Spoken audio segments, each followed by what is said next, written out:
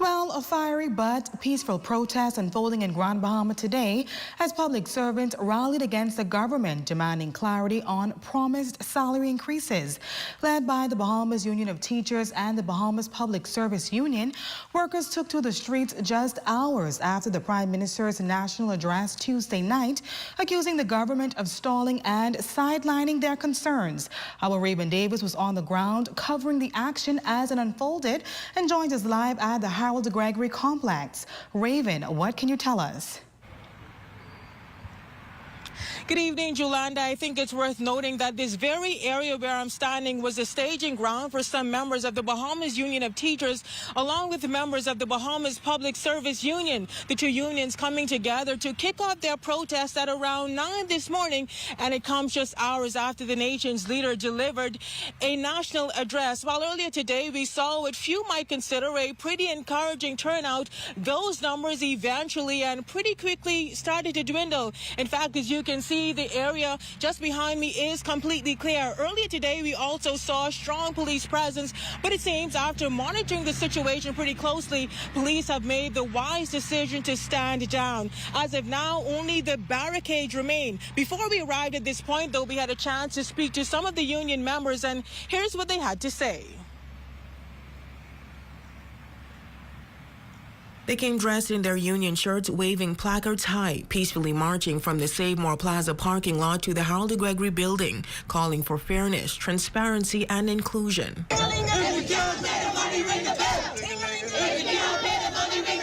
The demonstration follows a commitment by Prime Minister the Honorable Philip Davis, who assured public servants that salary increases would be paid before Christmas. But for many, that promise still lacks clarity. The Prime Minister would have given a speech.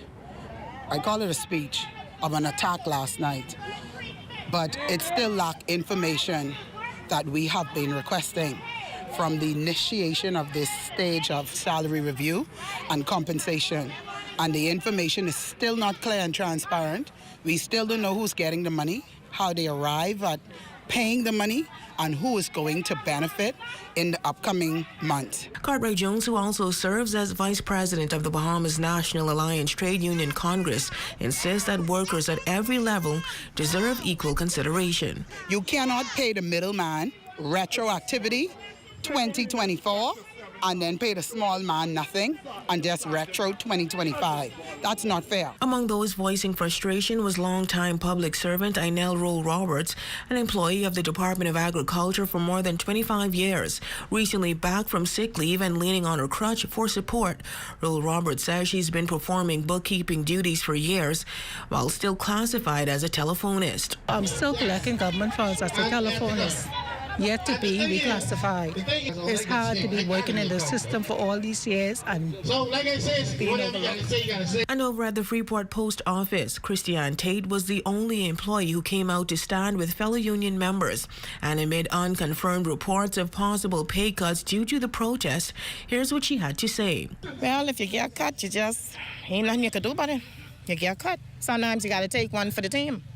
I'm taking now one for my team. Now, the Bahamas Union of Teachers also joined the call for clarity, saying the issue not only impacts teachers' morale, but also their ability to provide for their families. While the initial salary review did not include educators, the government says the same methodology will be applied to determine their payments. The salary has been low, at a low scale for a long time.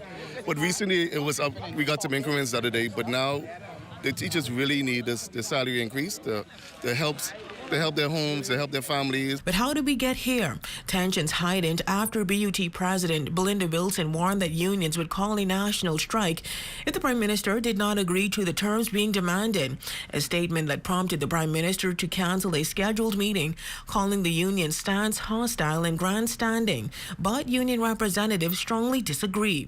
No, I don't think it was hostile at all. You know, she's the voice of the people. The people chose her. So you cannot disregard the voice of the people. And you're going to hold your country hostage for one woman? One woman of a statement that she made? We can't be that personal.